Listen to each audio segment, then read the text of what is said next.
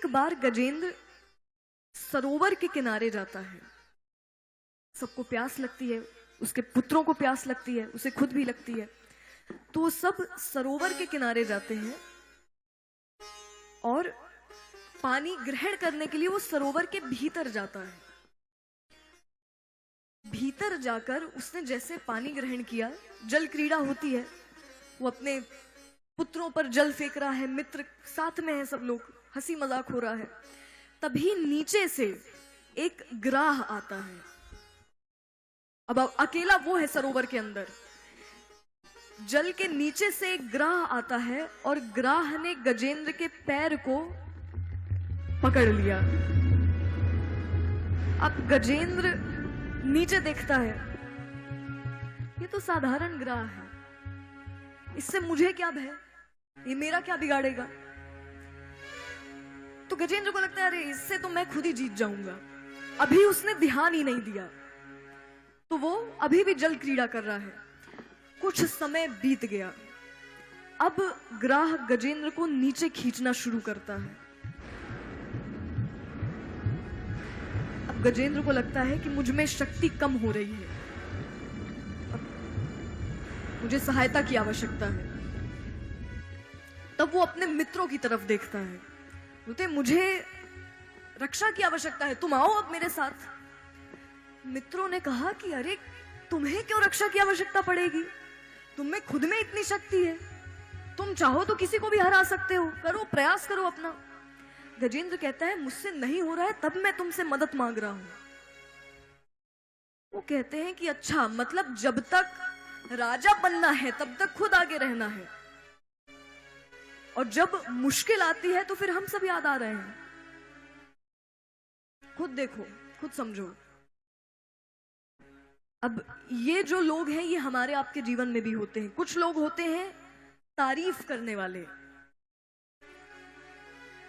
हमारे लिए सच जानना आवश्यक है कि आपकी बुराई करने वाले लोग आपके लिए हानिकारक नहीं हैं।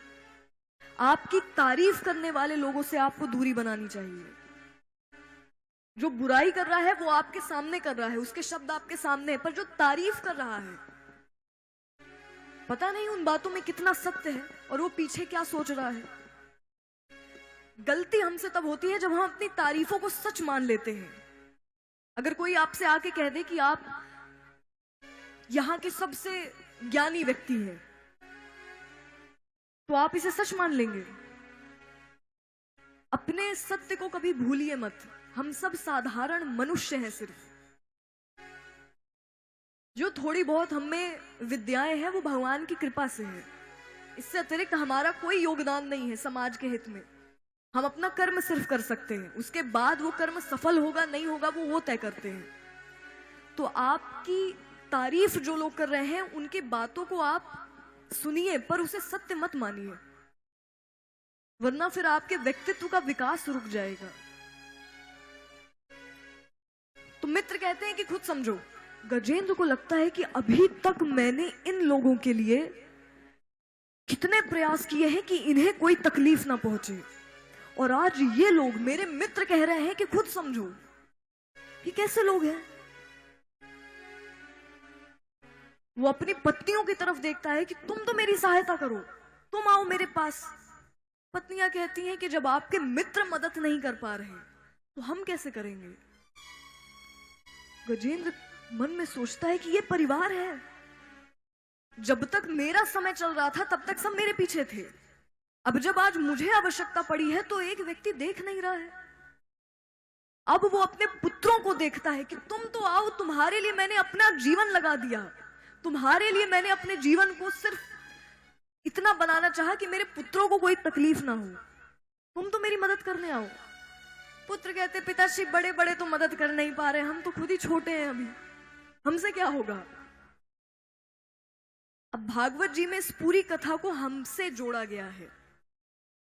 गजेंद्र अर्थात आप, उसके मित्र, उसका परिवार अर्थात आपसे घिरे जितने भी लोग हैं, जब तक आपका बाहुबल्य रहेगा, समय रहेगा, सब लोग आपके पीछे रहेंगे। जब आपको आवश्यकता पड़ेगी फिर लोग फोन नहीं उठाते।